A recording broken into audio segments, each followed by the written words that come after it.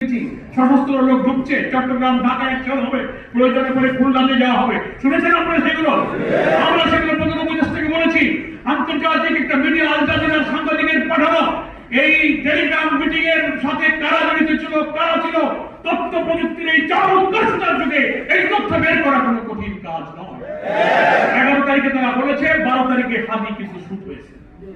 কি দেখেছেন আপনারা? এরপরে কি টার্গেট আছে? এত কিছু বলার যে দেশের গোয়েন্দা সংস্থা হাজার হাজার কোটি টাকার বেতন নেবে, সুযোগ সুবিধা ভোগ করবে, গাড়ি বাড়ি ভোগ করবে, আর আমার সমাজের শ্রেষ্ঠ সন্তানদের জীবনের নিরাপত্তার তথ্য দিতে ব্যর্থ হবে, তাদের এখানে চাকরি করার কোনো অধিকার নেই।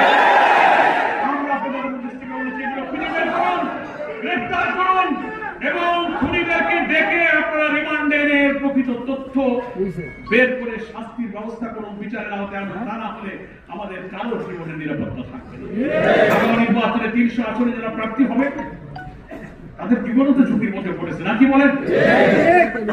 সেজন্য আমরা সরকারের কাছে বলবো, সরকারের যারা ল এনফোর্সিং এজেন্সি আছে তাদেরকে বলবো, যারা ইন্টেলিজেন্সের অনেক সংস্থা আপনার, এনএসআই আছেন, ডিজিএফআই আছেন, ডিবি আছেন, এসবি আছেন,